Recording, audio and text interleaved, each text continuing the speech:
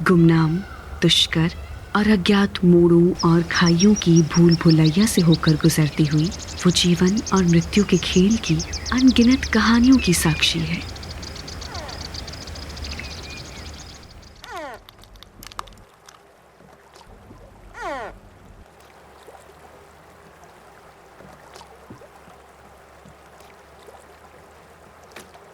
ऊंचे विंध्य क्षेत्र में जन्मी चंबल नदी हजारों वर्षों से गढ़े जा रहे इन हैरानी में डालने वाले नजारों को ढालने वाली शिल्पी है। प्राचीन कथाओं से जुड़ी हुई चंबल नदी उन जीवों के जीवन को आकार दे रही है जिनका घर ये प्राकृतिक आवास है।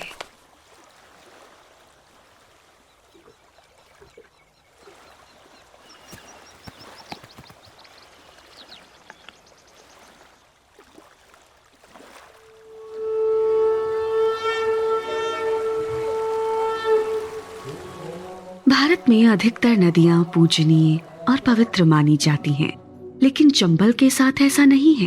पवित्र गंगा के उलट इसे और इसके आसपास की भूमि को पारंपरिक रूप से शाप से ग्रस्त, बंजर और खतरनाक माना जाता है। माना जाता है कि चंबल नदी एक राजा द्वारा संपूर्ण शक्ति की चाह में बलि चढ़ाए गए हजारों जानवरों के खून से पैदा हुई थी, जिसके कारण पुजारियों ने नदी के पानी को शाप देकर इसे अपवित्र बना दिया। लंबे समय से चली आ रही इस मान्यता ने नदी के किनारे बस्तियां बनने को रोके रखा। शायद इसलिए कोटा को छोड़कर और कोई भी औद्योगिक शहर या बड़ी आबादी चंबल के किनारे नहीं बसाई गई। नदी का यही पहलू चंबल के लिए सुनहरे अवसर में बदल गया।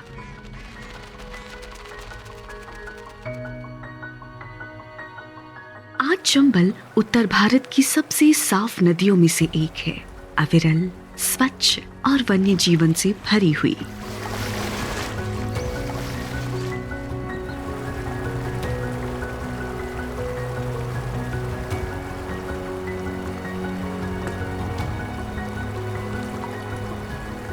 ये भारत के राष्ट्रीय जलीय प्राणी गंगा डॉल्फिन के पसंदीदा आवासों में से एक है, जिसे प्रदूषित आवास में जीने में कठिनाई होती है।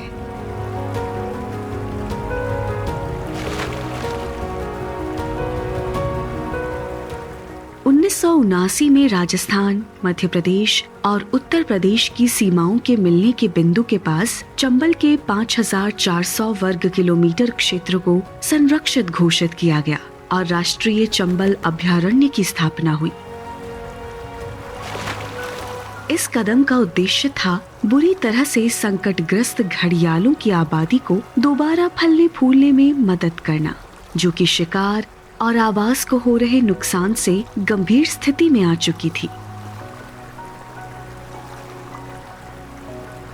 अब राष्ट्रीय चंबल अभयारण्य प्रमुख प्रजाति के रूप में प्रकृति में जी रहे घड़ियालों की सबसे अधिक संख्या के अलावा 400 से अधिक स्तनधारियों, पक्षियों, मछलियों और सरीसृपों की बड़ी आबादी का पालन पोषण करता है।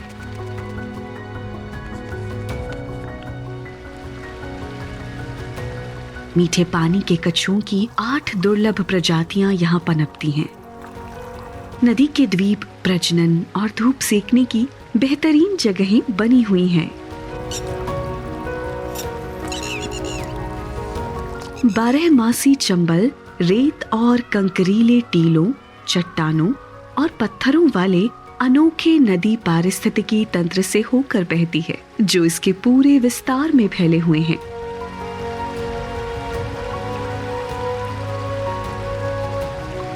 चंबल के अन्य प्राणियों के लिए नदी के पोषण में पैदा हुई ये विविध वनस्पति सुख में दिन बिताने के लिए काफी है।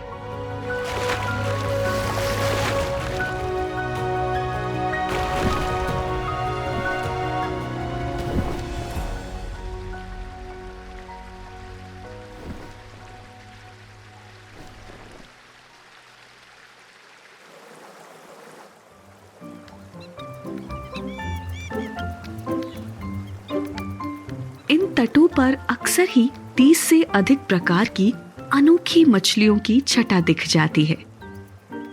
तो इसमें क्या आश्चर्य है कि जानकारी में ये एक ऐसी इकलौती जगह है जहां भारतीय स्किमर पक्षी इतनी बड़ी संख्या में घोंसला बनाते हैं।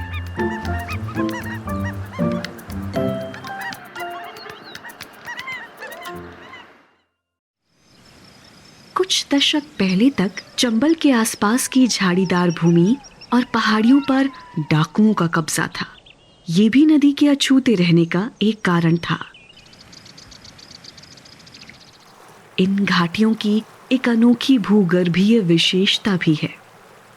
वे रेत के टीलों की तरह वार्षिक मॉनसून बाढ़ के साथ साथ खिसकते रहते हैं, जिससे भूल भुलैया जैसी जगहें बन जाती हैं। ढीली मिट्टी, चट्टानों और कांटेदार पेड़ पौधों वाले ये घुमावदार रास्ते मॉनसून में बाढ़ के पानी को रोकने के लिए प्राकृतिक अवरोध का काम करते हैं। चंबल के किनारे के ये विशाल बलुआ, स्लेट और चूना पत्थर 150 करोड़ वर्ष से भी पुरानी चट्टानों पर टिके हुए हैं।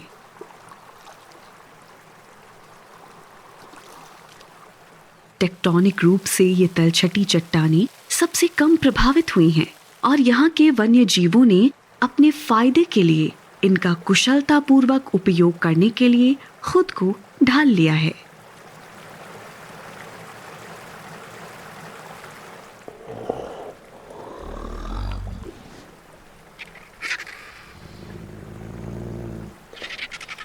चट्टानों की ये दरारें गंभीर रूप से लुप्त प्राय लंबी चोंच वाले गिद्धों के लिए घोंसले बनाने की अच्छी जगहें हैं।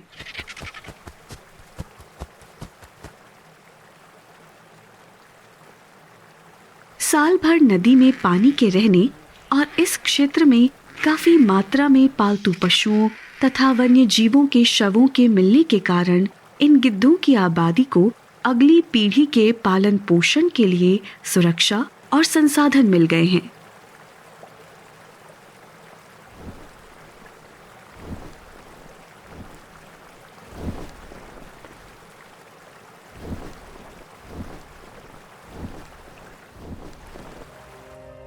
हालांकि आजकल चंबल में बदलाव दिख रहे हैं। अन्य नदियों की तरह अब चंबल पर भी अत्यधिक मछली पकड़ने, आवास को नुकसान पहुंचने, प्रदूषण और रेत के खनन का खतरा बढ़ रहा है। जबकि घड़ियालों से जुड़े पर्यटन से स्थानीय अर्थव्यवस्था को बढ़ावा मिल रहा है, ये नदी में प्रदूषण बढ़ने का भी एक स्रोत है।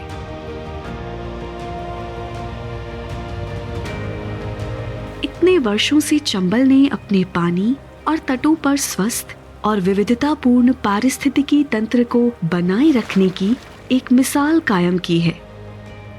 मुख्य रूप से ऐसा इसलिए हो पाया क्योंकि हमने इसे अकेला छोड़ दिया था।